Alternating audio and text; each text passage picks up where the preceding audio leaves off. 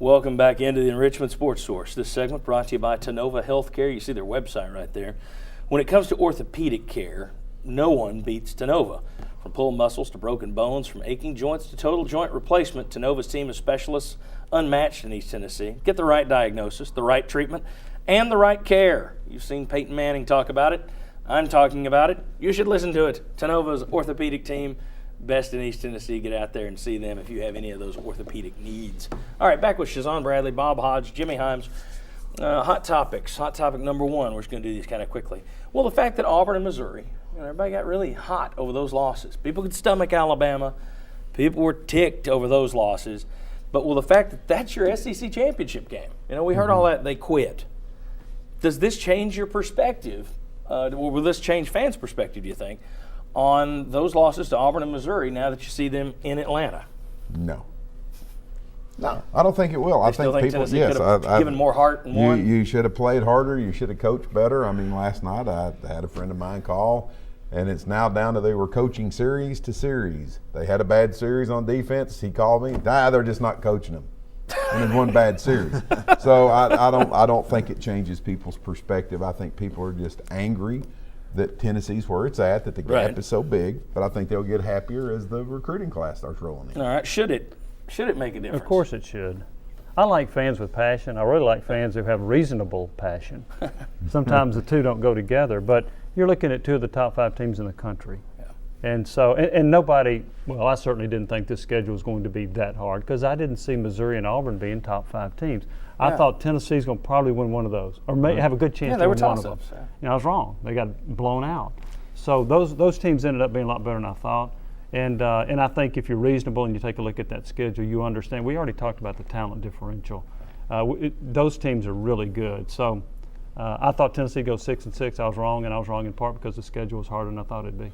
Auburn and Missouri, does that change your perspective? Well, if you look at Auburn, if you look at Missouri, you look at Ohio State, they're winning with freshmen, sophomores, redshirt freshmen. Hey, it's to me, I mean, everybody, this is not the Big Mac, not the Big Ten. Welcome to the SEC, fellas. Anything can happen on any given Saturday. I just, you look at it and I just wonder about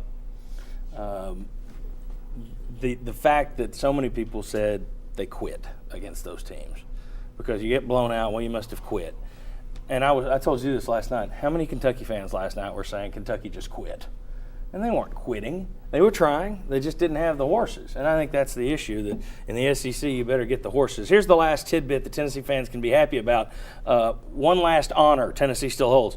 With Alabama losing, with this Auburn-Missouri SEC championship game, there's still not been an SEC repeat champion since 1997-98 Tennessee. Wow. That's the reason I didn't pick Auburn, Missouri. I picked Georgia, LSU. But the only reason I didn't go with Alabama in the SEC this year, because nobody repeats in the SEC. And that's why you'll see it next summer.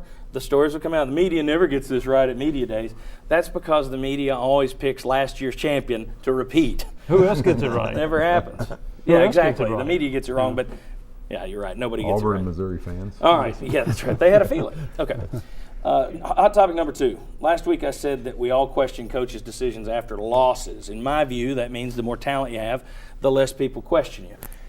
People were questioning Tennessee's decisions, Butch Jones' decisions after the Vanderbilt game, starting to ask questions.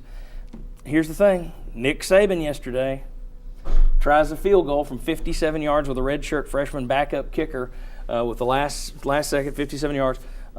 Gets it returned 100 yards. He's taking heat for that. He decides not to kick a field goal, 4th and 1 at the 13. Instead goes for it, doesn't get it. Does that back up the feeling? I mean, in the Alabama fans, you check the message boards, they're hot over it.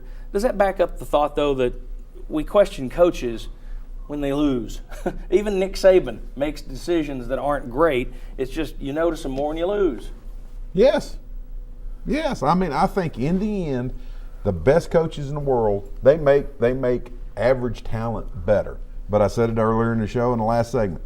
In the end, you can only be as good as you can be. So when coaches make bad decisions and you don't have much talent, well, everybody's going to blame the coach.